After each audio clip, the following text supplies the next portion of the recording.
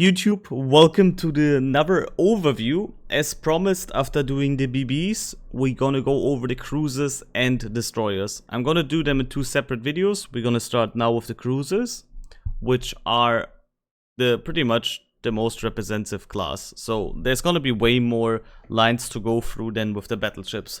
I put my camera this time to the left so you can actually see everything, and I'm sorry that I put myself over the BBs on the last video. Good, we're gonna start off with the Japanese Navy, and we have two lines. We have the light cruiser line going down to Yodo, and the Zao line going down the heavy cruisers. Both lines have one thing in common. Their fire chance is pretty decent, and that's about it. If you have to choose, and I'm giving you my honest opinion, go the Zao line. Yodo might be, if not is currently, in my opinion, the worst tactical cruiser in the game. You have a lot of guns, but the arcs are awful, and your so-called main gimmick, the torpedoes, do a lot of damage, but they're spotted from far ranges, so you can't really utilize them a lot. So better stick to the Zao line, which is known for hard-hitting HE, pretty decent accuracy, but also don't underestimate the AP of the 203s, it's pretty good as well.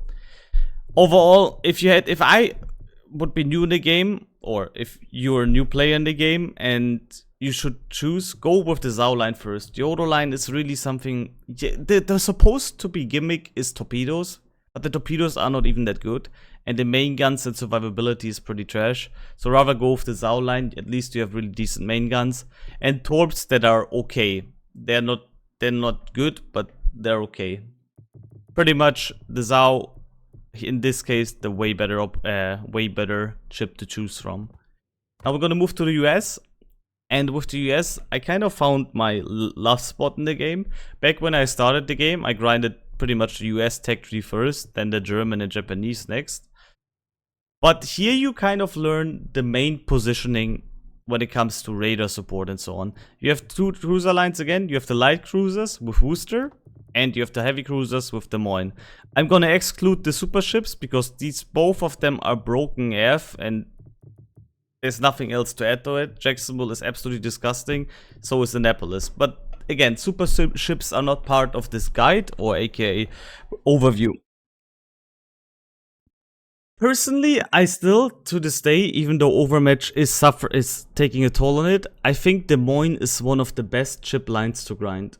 Des Moines learns you with pretty floaty arcs, but really, really powerful main guns, good positioning. You have a cruiser with radar that heavily relies on positioning, but if you position yourself right, behind an island or pushing in the right time and so on, it's an absolute nemesis to fight. You have improved AP angles on your AP shells, which means on angles where other ships would ricochet, you can still pen, which is a very nice gimmick, and it can be very strong in situations when you have a fight against another cruiser, for example, and you will be able to sit at him way earlier than he does it to you. You don't have torpedoes on both lines, but again, you learn how to use radar, you learn how to position. It's a hard way, because if you show broadside, you usually get punished. But it's kind of a good way to learn the game, because otherwise, if you have a noob-proof ship, it's not like the main purpose. And if you can play it right, you get rewarded with exceptionally good games. Now to the light cruiser line, going down Dallas, Helena, Cleveland, Seattle, and Worcester. Worcester used to be, or the line used to be better. It used to be better when there was less high caliber BBs. In general, when AA was a bit stronger in the game back in the day, and to be fair, Worcester got nerfed with the concealment and so on. But it's still a capable line.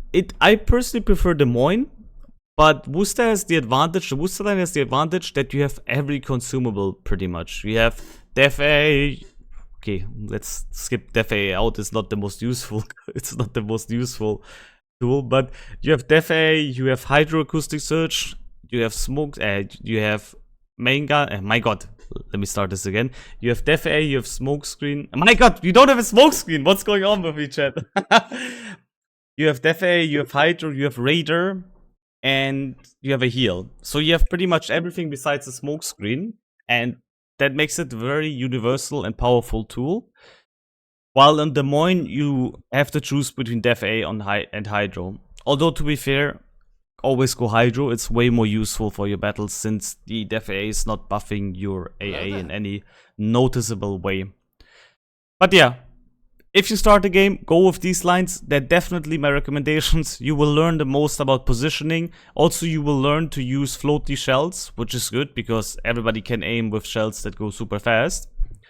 And in general, 2 solid ships. I personally would go for Des Moines first and then Worcester. But you can also go Worcester if you personally prefer it. Let's move on to the Russians. Oh. Now we go to something spicy again. The Russian cruiser tech tree with the light and heavy cruisers is kind of a funny thing. Because up to George, you have glass cannons. You have cruisers with good HE power, but also decent AP and good reload. But they're all absolutely squishy. They are literally paper. You will be punished even the slightest if you get hit by BBs or anything else. Until this point.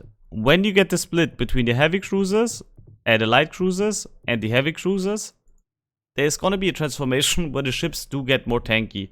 I mean, Talon and Chapayev are also pretty squishy and Donskoy, but Petro, on the other hand, and Riga, especially Petro, are getting exceptionally tanky. What happens basically is you trade a bit of maneuverability in the last part for insane armor and super flat ship line. Basically, your whole ship is barely above the water, your whole hull, which makes it really hard to hit at long ranges. And if you're angled, it has a lot of armor and can even withstand the biggest AP shells. The guns are really strong. The AP performance is amazing. But they do have the downside that on longer ranges, the guns are nowhere near as accurate as other cruisers. Because just like the battleships I said in the last video, they prefer shorter ranges. They get a bonus on the short range dispersion. Meanwhile, on long range, they can be pretty lackluster. Now, you can counter that if you run range mod or the lag mod, which kind of give you both a bit more consistent dispersion on long range. But personally, since the ship is so tanky and survivable, I wouldn't use it on longer ranges, necessarily on long ranges anyway. That's where Nevsky comes in at a way better pace. So you can play these ships really aggressive at the end, but just bear in mind if you go to Petropavlov's line, which also has a radar by the way, but it's short duration, these ships are all pretty squishy. And this one is also squishy, and then you get the more tanky ones. If you go to the heavy cruisers, you got the Nevsky. The Nevsky is a very interesting ship. It is not as survivable as the Petro, nowhere near. It can get overmatched by high caliber BB due to only having 30mm, but it's very maneuverable. You have very fast firing 180mm guns, and they have exceptionally good shell speed. By the way, both have that, but the reload on Nevsky is way better. Both have really good shell speed, so they're very easy to aim at long range. And Nevsky has the reload time, the short reload, to compensate for missing shots. Meanwhile, Petro, again, not that good on long range, but very good on short range. Overall, 2 really, really powerful lines. Definitely in the top 5 lines in the game currently. And definitely both recommended. Now, also for the beginner, I would stay with the US, but once you advance, you can think about these 2. They're really good powerhouses, exceptionally good AP, very tanky, very high DPM, decent HE, decent AP. 2 good lines, definitely recommended. Now we're gonna move on to the German line, and this is where something is different towards in comparison to the Russians and the US line. You don't have a radar. You have also pretty squishy ships at the beginning, but what they're kind of developing from Königsberg on to a line that has really, really good AP damage. The HE is not that good damage-wise, but it does have the advantage over other lines that instead of divided by 6 from the caliber, it's divided by 4 the pen, which means, for example, with 203s, you have 50mm, just over 50mm pen, instead of like something like 32 or whatever. I don't know the exact values now, but that's an advantage. But the main gimmick about this whole line is that it has hydro, It gets later on from the Hipper on a turtleback. That means you cannot be citadeled consistently or consistently at short ranges. And you get extremely high AP DPM.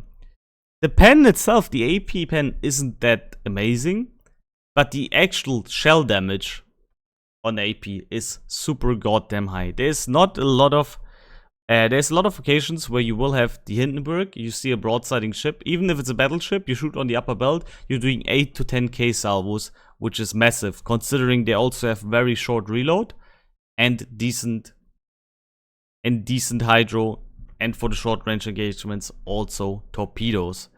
Now, is this a beginner friendly line? No, I don't think so, because you don't really have anything special that you learn besides long range shooting and dodging, because unfortunately Hindenburg and Rune are not the most maneuverable ships, but they do eat a massive amount of damage on long range for battleships. So what you kind of need to do is you need to try to duke shells a bit. You need to be constantly on a move. You always need, and that's very important with this line, to pay attention constantly on a minimap. Once a battleship sees you somewhere broadsiding, it will shoot you 95% of the time, because you're such a brutal target to punish on longer ranges. Again, on short range, sometimes you can show broadside to enemy ships because you will be safe by your turtleback. The turtleback pretty much prevents that you get citadeled at point blank range, and that does work pretty consistently. If you are having a fighting a BB at super short range, I advise you, depending on what caliber it has, if it has a high caliber like 430 that can overmatch you and more, that you rather go full broadside than angling, because if you angle, he will just get massive amount of pen damage on you. Meanwhile, if you broadside, there's a really good chance that he overpens a lot of your shots. But other than that, it's an okay line. It's definitely a bit power crap due to all the high caliber BBs nowadays punishing it, but it still has solid damage output, and I would take it over Yodo at any day, for example. And it can be fun to play, plus the ships look really cool. Now we're gonna move on to the UK, and now things are getting really, really spicy. You have two lines. You have the light cruiser line with the Minotaur, and you have the heavy cruiser line with the Goliath.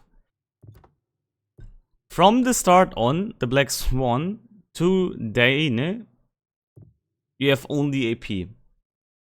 If you decide, you have only AP shells, but they have better ricochets angles, so they can pen at more steeper angles, and they have short fuse, which means they'll overpen less. Both really good trades.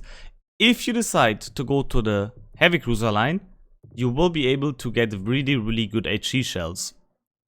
And the whole line pretty much is all about going HE instead of the AP. The AP is not bad, but the HE is the outstanding part of this line.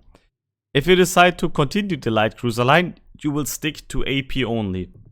This entire line, when you go down here, has only AP shells. So you don't have to worry about having the wrong ammunition, because you're forced to shoot AP anyway. It gets smokes, which is very cool for farming. It gets hydros, and it has really, really fast firing guns, this line. Especially once you reach Fiji to Minotaur, you get like really, really fast volleys up. Especially Neptune and Minotaur get a pretty big buff on the reload. The downside is it's one of the squishiest lines in the game. Absolutely squishy. You're pretty much more than half of the time when a BB shoots you broadside, you will probably explode completely. I'm not gonna go say nearly always, because this game has a lot of RNG after all. But if you show broadside to a BB, you need to always think about this might be your last turn. It's so squishy and you get punished so easily in these ships that they really, really need a lot of situational awareness. Now you can choose, again, if you want to run smokescreen on them and be in the back farming people, it's the way safer playstyle. But what I tend to do is, from tier 8 on, you can switch the smokescreen to a radar. I love playing radar Minotaur and Neptune. The reasoning behind it is, these ships have really, really good concealment.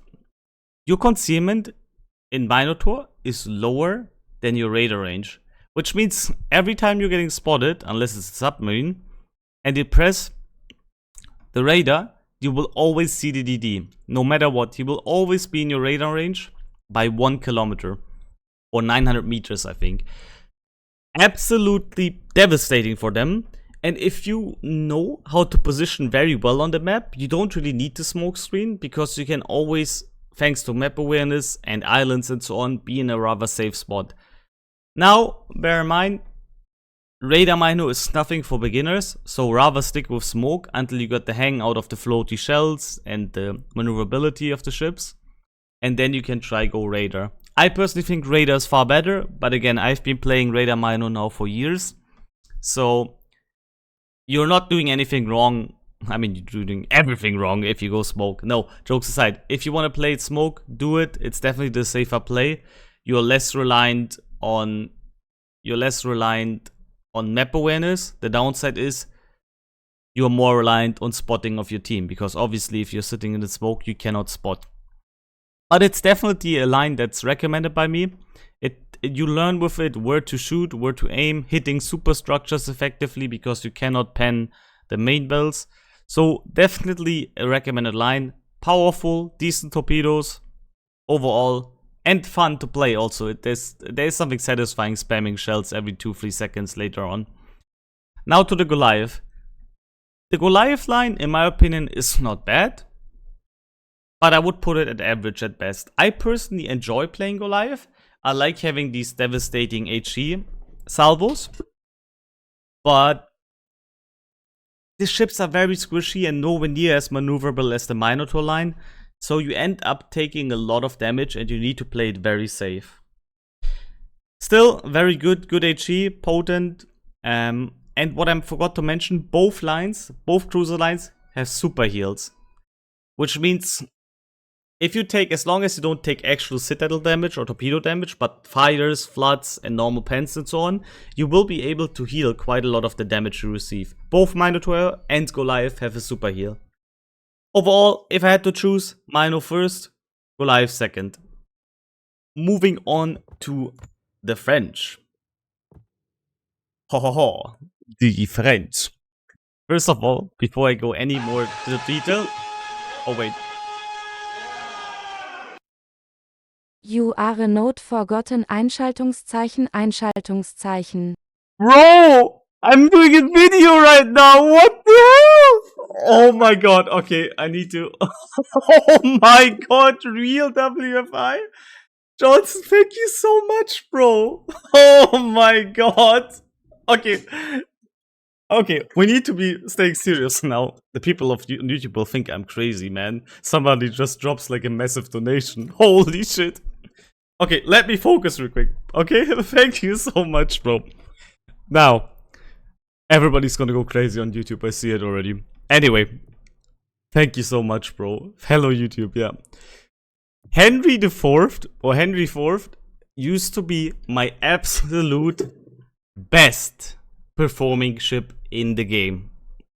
This used to be, stats-wise, the best ship I ever owned. I was top 20 EU once. Now I'm probably like top 80 or something because I didn't really play the ship anymore. But Henry used to be my best performing ship. This line, up to Henry, is the heavy cruiser line. And the Cherbourg, Marseille and Brest is not light cruisers. Those are battle cruisers. So even bigger. Even bigger.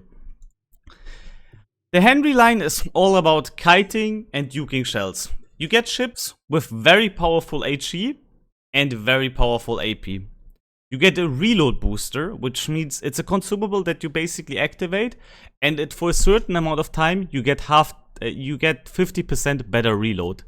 In the right situation, like somebody's damage running a fire or somebody showing broadside and you shoot AP, these can be absolutely devastating. Furthermore, you get a speed boost and the ability to be one of the fastest cruisers in the game.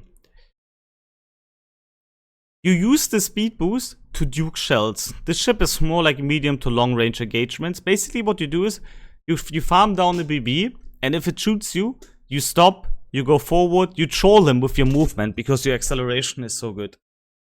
Now there was a problem. Henry once, when I was top 20 with it, got nerfed quite a bit in the acceleration. it got quite the nerf because people thought it was too powerful, and that's where Henry was butchered for a few months. I think over a year or two. I don't know when they fixed it exactly. But with the latest patch, so this video right now, very, very accurate. With the latest patch, they put in the old acceleration again, so it's just as good as before. The only downside, again, there is way more high caliber BBs around, which overmatch your armor pretty much everywhere. So you need to watch it out way more. Back in the day when it was released, there weren't as many high caliber BBs, so it was a bit of a safer time. Now, really good line, definitely try it, but it's not for pushing necessarily or playing the objective. It's more like a support ship and spamming crazily shells in the back to burn down slowly but steadily the enemy team. The Marseille line is a bit different. You're getting a ship that is far more tanky than the Henry, and it's also pretty fast, but not as fast. And you trade in that for guns that are stronger, but they have way longer reload. Now, this is pretty much, the Marseille is pretty much a mixture between a cruiser, heavy cruiser, and a battleship, aka a battle cruiser. You also have a reload booster, you also have a speed boost, but again, you don't have that crazy DPM of a Henry, but you have more devastating salvos. The AP can work really, really good on cruisers, while the HE can completely annihilate battleships with also spamming pretty much fires on them every time. Both are solid lines. Like this, the Marseille is definitely one I would recommend as well. The ships are fairly strong. You got speed, you got good main guns. The only kind of downside is you are pretty big and you cannot duke shells as easily as with the Henry. So while you are a bit more tanky, you have a much more HP, you will be punished and you will be hit far more. So it kind of compensates for it.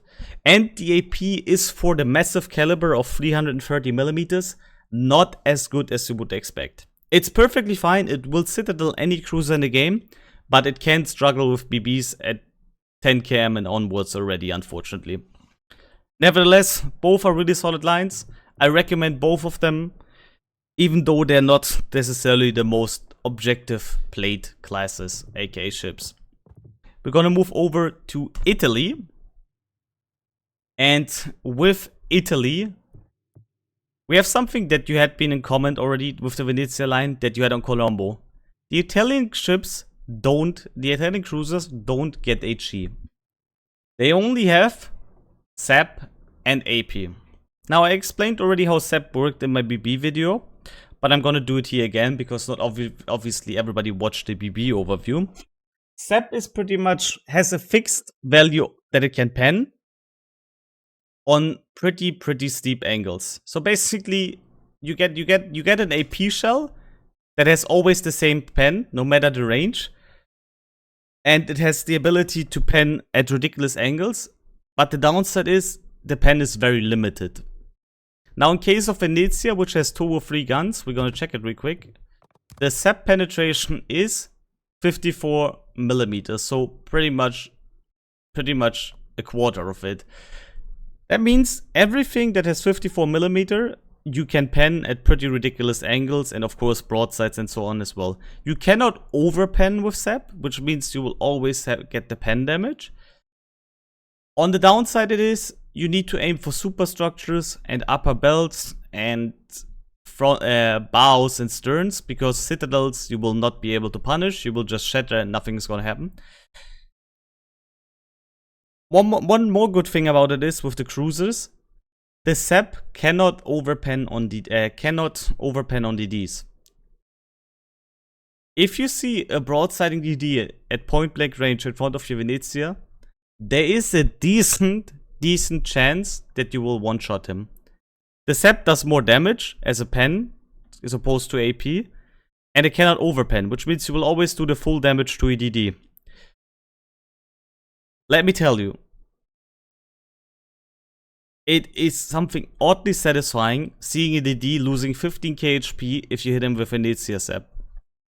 Again, the only kind of chance that the DD has is to go either nose away or nose in, and even then, you will still do probably 3, 4, 5k damage because a lot of shells will land in the superstructure as well. But other than that, that SAP is utterly powerful against cruisers and DDs, and also against BB superstructure, very, very decent. The ship itself have also another cool gimmick, which is exhaust smoke gen. Oh, by the way, the SAP also full pens submarines, which means you can also one-shot submarines with it, which is very strong for Colombo and Venezia. One more thing regarding the ships, which is very outstanding and the only feature they have, or the Italians in general, and that's the exhaust smoke generator. The Venezia line has the ability to activate a smoke screen that is very short, but it constantly moves with you, no matter of the speed. If you go full speed, you press it, you will always be in a smoke screen for the next 30-40 seconds, depending how long it is. So you pretty much have a very nice tool where you can disengage if needed, or you can use it to YOLO some people. It works in both ways. You can use it super aggressive, or you can use it to get out of a shitty situation as long as there's no radar, which is definitely a very, very powerful tool. Furthermore, I forgot to mention that on the Euro line, because that's the only good thing on the Euro line and on the Venezia line is, you have submarine surveillance. You have a consumable that will be able to spot submarines at 7 to 8 kilometers. I'm not sure about the value right now. 7 to 8 kilometers if they are underwater. If they're above the water, that's not how submarine surveillance works. But if there's a submarine around you 7 to 8 kilometers out under the water and you activate the button, the consumable, you will be able to see it, which is also very, very powerful. Other than that, decent SAP performance. The AP is a bit underwhelming on Venezia personally, especially for 203s, but nevertheless, you can still sit Citadel cruisers with it. For BBs, I would pretty much exclusively stick to SAP. You're 95% of the time better off with it. But very powerful line. I like playing it. It has a lot of fun things with it. The exhaust smoke generator, the ability to one-tap DDs and submarines is also very, very satisfying. And Captain _iflap just resubbed for 19 months. D. Let's move on now to the Pan-Asian cruises. Oh, the Jinan line, guys. The Jinan line. The Jinan line only starts at tier 5 because the actual starting line of the Pan-Asians were DDs. But this is kind of a one-trick pony line. Captain Iflap, thank you for the 19 bumps, by the way. The Jinan line is all about having a ship, having basically a light cruiser that spams HE and has an enormous amount of torpedo firepower. Jinan, Senyong, and Harbin from this line on get a torpedo reload booster. That means instead of having a reload booster on your main guns where you get 50% better reload, it will pretty much give you another set of torpedoes instantly, like after 5 seconds reloaded, no matter of the time before. You press on the module, even if your torps have like 2 minutes reload time, you press on the module, you will get them with 10 to 5 seconds instantly ready again. This ship line is very, very squishy, and it's very hard to utilize in my opinion, and very map reliant. I personally like the Jinan and Senyong, but the problem is you have pretty much only HE because the AP is worthless. You have barely any pen on it. You have HE, you have the smoke screen where you can smoke up and farm people, and you have this absolutely massive amount of torpedoes. Deep water torpedoes exactly, which means they can hit everything besides DDs and submarines. So they're very good against battleships, cruisers, and CVs. Now the problem is, this torpedo armament goes up to 13.5 km range. I personally am not a big fan of torpedoes. If I had to choose a class, I would always prefer consistent main guns over torpedoes as a gimmick. Because the torpedoes rely on enemies pushing into you. It's very hard to utilize torpedoes in an offensive capability unless you YOLO somebody, because if people run away, they're either going to be out of range or they're going to have a hydro ready and so on. And it's more like a defensive approach option. It's not really going for full for full offensive capabilities. Don't get me wrong, they buffed the main guns of Jinan Senyong a bit, so you can use also just the main guns to farm people. And you should pretty much, in all honesty, you should rely on your main guns the most, because they have really good fire chance, and the DPM is not bad when it comes to the HE. The torpedoes, again, they can be an absolute nightmare if you're forced to push into a Jinan. It can be an absolute nightmare, because the amount of torpedoes this thing spits out and the amount of damage it can get with it is enormous. But again, once you have your flank secured and this Jinan player needs to push, it's a complete opposite. He has a way harder time to utilize his main strength. Now, one thing I forgot to mention about the Jinan line is that you don't have a hydro. And yes, a smoke cruiser without a hydro is also a very big oof moment, because what pretty much happens in games, when people see smoke screens, there's a decent chance that people just don't move in it. Unfortunately, a lot of people don't move in the smoke screens. They stick on one place, or they're showing broadside to the team. This means smoke screens are pretty much torpedo magnets. A lot of times people will dump in torpedoes into smoke screens, because they know somebody's gonna sit there or is barely moving in there. And not having a hydro makes it with Jinan even harder, because you have no warning if torpedoes come to your way, unless you have seen a DD in front of you, and you should expect them anyway. So there's the big downside when it comes to that.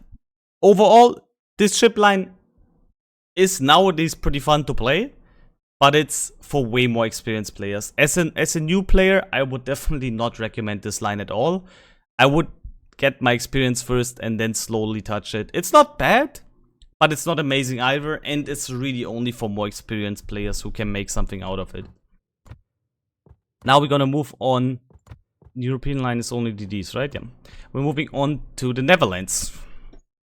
The Netherlands, that's a fun line. If not to say with Golden Lion, one of the most brutal ships you can face. The Dutch ships have one unique gimmick that no other cruiser line in the game has, and that is airstrikes. Instead of torpedoes, you have main guns and airstrikes.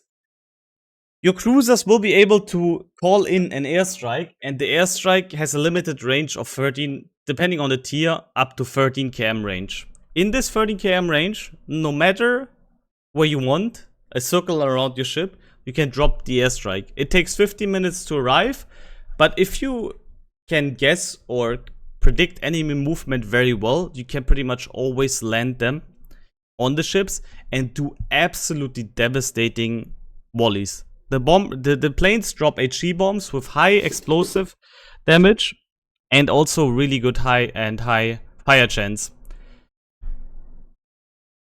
It's a nightmare to fight. If you know what you do, if you're good at dropping these things, it's absolutely atrocious. You can get ridiculous amount of fires on enemy ships, and it will force you into... Yeah, it will force the enemy team to play it very, very careful against this. Because once you're in range of these, they don't need to risk a lot. They can be behind an island and just constantly drop these airstrikes.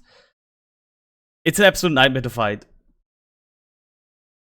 Did I say 15 minutes? 15 seconds, sorry. 15 seconds is the drop. Sorry, thank you, chat. I said 15 minutes by accident. 15 seconds until the airstrike drops. So you have to predict 15 seconds of movement, not 15 minutes, of course. My bad. Sorry. Thank you, chat. Really appreciate it.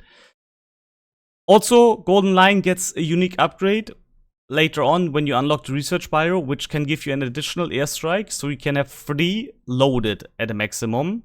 And then you use 1, and it starts reloading the last one again, and you have still 2 left. Absolutely, absolutely a nightmare to fight. If you can't land the airstrikes, if you're bad at predicting, this line is nowhere near as good. But if you can utilize the airstrikes, it's really powerful. And the guns of the ships are okay, but they're not bad either. So overall, pretty solid. Rather tanky ships, unless you fight BBs. Then, of course, Overmatch comes into place again. But decent guns, amazing airstrikes, and hydro and heal and so on, as per usual. Now, we're moving to the Commonwealth, and oh boy, Cerberus. The Cerberus line is rather new in this game, and it has it's definitely it's a definitely recommended line from me. I love it, but I'm coming into why now.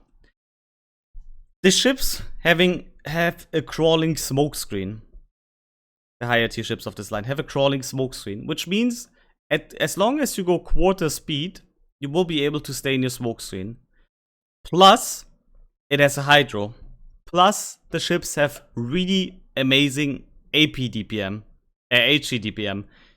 They have really decent reload, exceptionally high fire chance, a crawling smoke, and a hydro. So basically, you are in a smoke screen, you can hide, you're safe from torps, you can move, you have decent range, you have a really good fire chance for cruisers, and that means you can farm down enemies brutally while using it defensively and aggressively in both ways. Also, the smoke firing penalty, which is very important. Ships in this game have smoke firing penalty, which is the reason why you can't park a Yamato in a smoke screen and shoot and not be detected. The smoke firing penalty is very low. On Cerberus, for example, it's 7.2 kilometers. Now that doesn't sound so low at the beginning, but you need to consider you have 12 203mm guns. Bro! Are you still talking? Faster, Oh my Einschaltungszeichen, God, Einschaltungszeichen. I'm nearly done, man. Relax. Oh my God, YouTube is gonna go burning. I don't know. Anyway, where was I? Oh yeah. You have 7.2 camp smoke firing penalty, but that's not a lot if you consider you have over 16, 17 kilometers of firing range, plus you have 12 203 guns with extremely high fire chance. And one thing, not necessarily needed for new players, but for players in general, what they also love, these cruisers have the best anti-submarine warfare in the game. They can spot, just like I mentioned with Venezia and Yodo. They get the submarine surveillance consumable, and they have 3 anti-submarine airstrikes ready on 11 km, which makes them a nemesis for any submarine player. Pretty much a hard counter, really strong. And against all the other classes, the DPM is just crazy. The only downside you have is these ships are very squishy, but that's not the biggest problem because you will rarely be spotted if you do it right. Absolutely amazing line. Definitely recommended from me for all kinds of players. New players, OG players, everything. I love this line. I think the Cerberus Encounter and Oakland are amazing ships. And now we're gonna go to the last one, the last two. Now we're gonna go to the last two, and that's Pan America and Spain. Now the Pan American line is just like the British line. You have only the British Light Cruiser line. You have only AP. You don't have HG, you have only AP. However, there's a big downside. You have not short fuse AP. That means you will overpen on DDs way more often and on other ships. On the plus side, it means also you can citadel some cruisers easier than a Minotaur because the shell won't arm before it reaches the citadel. Oh my God, man, come on! Yeah, guys! Notice Oh me, my senpai. God. Please let me finish this. I appreciate it, and you guys are absolutely mental and crazy for doing this now, but I'm trying to finish this. Holy shit. Thank you. I'm gonna be there for you guys in a second. The problem is you have only you don't have short fuse, which means your shells will overpen more often. The unique point about this line though is you have a so-called F key. You have an ability that you need to charge up with getting main gun hits. I don't know the exact value. I think you get 3% charging per main gun hit. So you need, with 30 hits, you need 34 hits, direct hits, to trigger the F key. The F key is enormously powerful on Submartin. Basically what it does, it reduces your cooldown on your consumables by 85%. By all of your consumables. Heal, Hydro, Damage on, Radar, everything. What that means in theory for you is, you have pretty much, in the combination with one of the best super heals in the game, an unkillable ship. Now, you can still get killed in St. Martin. It's very squishy, especially if you don't get the chance to heal and just get bled away. But what I mean by it is, if you time it right, and you use your, let's say you lost half of your HP. You use the heal, you're nearly full. You still have your you didn't use your F key. So by the time you're full and you're getting smashed again, but you're also dunking out damage everywhere, you press the F key again and you will have instantly a heal ready again. Which makes it super powerful and like a driving zombie in this game. The problem with it is you need also a lot of situational awareness to make it work. You need to really watch your surroundings that you don't get blapped. So this is more like a line I also recommend for more experienced players. But it's crazy good. It can be crazy good. The DPM might seem a bit lackluster at the beginning, the damage output, but the survivability, if you can use the F key, the radar, having a that also counts for raiders. Like you see a DD, you radar him, he makes it away. Usually a DD would survive because he made it away. But if you have a charged F key ready, you just press on your button again and you radar him again. You have so many powerful combinations that is possible with the ship that it's definitely one of the most entertaining, fun, and one of the stronger ships if utilized right. However, it's not easy, so definitely more for experienced players. But give it a try eventually if you play the game a bit. It's definitely worth it. And now we're gonna move to the last line, which is the Spanish line with the cool Spanish flag on the front, so you know exactly where to hit the citadel. Okay, jokes aside. The Spanish line is nothing too special. It has decent HE, it has decent AP. It also gets with Castilla a bigger caliber again. But these ships are all about playing it more defensive. They're rather squishy, you play them on range. And yeah, just like a bit like Zhao, for example, or Henry, you play them on range, you support. They're not actively made for the combat because they're rather squishy. But they do dunk out quite some damage with decent HE and very good AP shells. There's one catch though with the ships that no other cruiser line has. They have also an F key. An F key you don't need to charge. Basically what it does is, it gives you the opportunity to shoot a burst. Instead of shooting once and then reloading and shooting then later on again, you get instantly 2 shots per gun, which means you pretty much have like a double shot. Like you shoot boom and then instantly boom again. Now, at first this seems pretty broken, but there is a catch to it, obviously. Once you use it, you have a very long reload to use your guns in general again.